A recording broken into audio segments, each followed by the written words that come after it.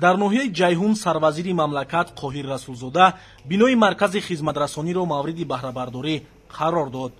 иншоот аз ҷониби соҳибкори маҳаллӣ бо шаклу услуби хоси меъморӣ ва талаботи замон бунёд карда шудааст.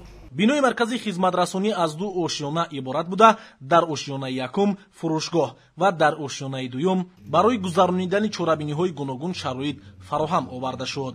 пас аз ифтитоҳ дар ҳамин ҷо ба 26 нафар аз оилаҳои эҳтиёҷманд ва собиқадорон тӯҳфаҳо тақдим карда шуд. зикр гардид ки дар замони соҳибистиқлолӣ баҳри дастгирии ин қишри ҷомеа пайваста чораандешӣ карда шуда, собиқадорону қишри ниёзманди ҷомеа таҳти таваҷҷӯҳи бевоситаи асосгузори сулҳу ваҳдати миллӣ, пешвои миллат, президенти ҷумҳурии Тоҷикистон муҳтарам Эмомалӣ-Раҳмон қарор дорад. сипас сарвазири мамлакат аз намоишгоҳи дастовардҳои сокинони ноҳия боздид ба амал овард. заҳмати содиқона, талошҳои ҳамешагӣ ва истифодаи мақсадноки имтиёзу имкониятҳои фароҳам овардашуда ба рушди соҳаҳои муҳими хоҷагии халқи ноҳияи ҷайҳун замина гузоштааст. натиҷа ҳамин аст ки имрӯзҳо коргоҳу корхонаҳои истеҳсолӣ фаъолияти густурда намуда даҳҳо нафар бо ҷойи кор таъминанд. дар ин росто бозори истеъмолӣ бо маҳсулоти истеҳсоли худӣ таъмин карда мешавад. иттилоъ дода шуд ки ба хотири бандубаст ва хушк намудани маҳсулоти кишоварзӣ дар асоси шартнома бо шарикони рушд дастгоҳу таҷҳизоти муосири соҳавӣ дастрас карда шуда, дар кӯтоҳтарин муҳлат коргоҳ ба фаъолият оғоз менамояд. соҳаи кишоварзӣ яке аз самтҳои асосии фаъолияти сокинони ноҳияи ҷайҳунро ташкил менамояд. имрӯз дар намоишгоҳ хоҷагидорон самараи дастранҷи худро муаррифӣ карда, таъкид карда шуд ки майдони кишти маҳсулоти ниёзи аввал ҳамасола афзоиш дода шуда, дар ин росто аз ҳар қитъа замин 2-3 ҳосил гирифта мешавад.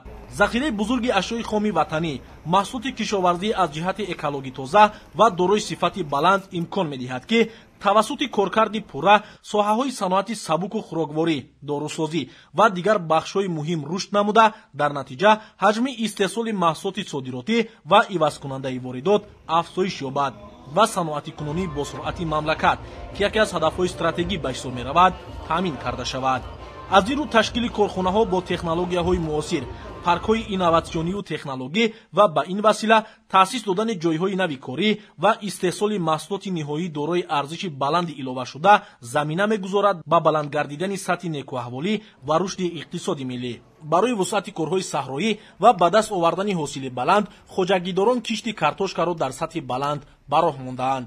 мавриди зикр аст ки дар баробари таъмини талаботи сокинони ноҳияи ҷайҳун, хоҷагидорон ҳосили ҷамъоварӣ намударо ҳамасола дар дигар шаҳру ноҳияҳои мамлакат ба фурӯш бароварда, ҳамзамон ҳаҷми маҳсулоти содиротиро афзоиш медиҳанд, ки ҳамаи ин самараи фаровонҳосилӣ ва заҳмати содиқона мебошад. дар ҳудуди ҷамъияти диёлати қумсангир мо 2450 гектар замини корами овидем ки аз ҳамин 51 гектар то имрӯз картошка киш кардем ва 850 гектар пиёз ва гандум бошад 375 гектар. имрӯз мардум ба ғизодии аввал шурӯъ карданд.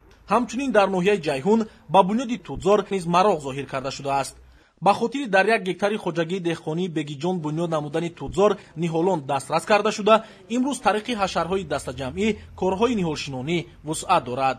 мавриди зикр аст ки дар тобеати хоҷагии мазкур 21 гектар замин мавҷуд мебошад. ҷиҳати таъмини хоҷагиҳои кишоварзӣ бо оби полезӣ, имрӯзҳо корҳои таъмиру барқарорсозии пойгоҳҳои обкашӣ дар ҳудуди ноҳияҳои ҷайҳун ва панҷ дар доираи татбиқи лоиҳаҳои гуногун ҷараён дорад. аллакай дар иншооти обрасонӣ қисми зиёди корҳо ба сомон расонида шуда, бо фаро расидани мавсими обмонӣ имкони таъмин бо оби полезӣ муҳайё мегардад. мувофиқи нақшаи тирамоҳу зимистона дар ноҳия 34 агрегат аз таъмири пойгоҳи обкашӣ бароварда шудааст. чиқеле ки мебинем, имрӯз мо дар пойгоҳи обкашӣ қумсангир 3 қарор дорем. дар ин ҷо 11 агрегат ҳастанд. ҳама ҳамин агрегатҳо аз таъмири ҷорӣ бароварда шуданд. мо имрӯз метавонем ки мардумро бо оби полезӣ таъмин намоем.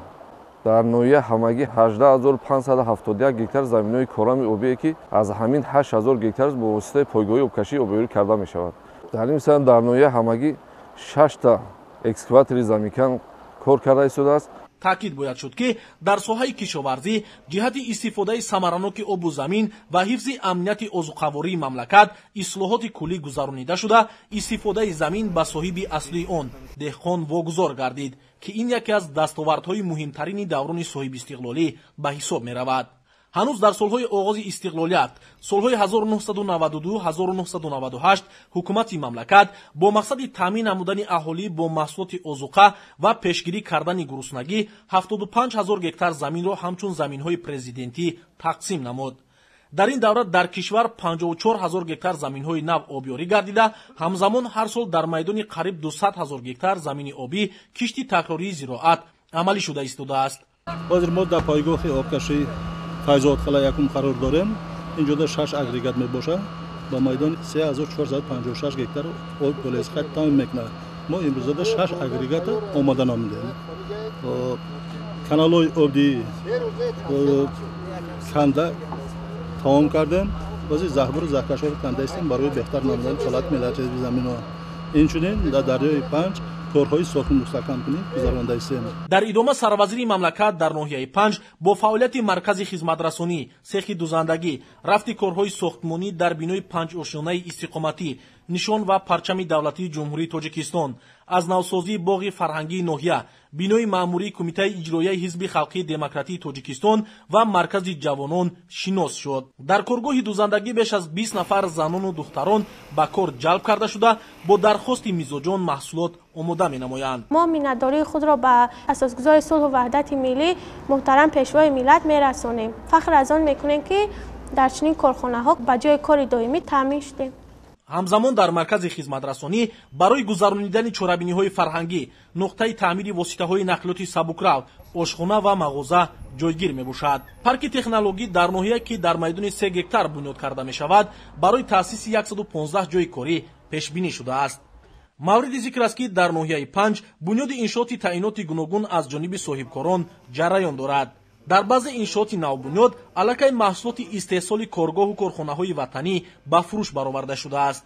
зимни шиносоӣ бо ҷараёни корҳои ободонӣ дар ноҳияи Панҷ, сарвазири мамлакат ба талаботи замон бунёд накардани баъзе иншоот ибрози нигаронӣ намуда, масъулонро барои андешидани чораҳои таъхирнопазир дар ин самт вазифадор намуд.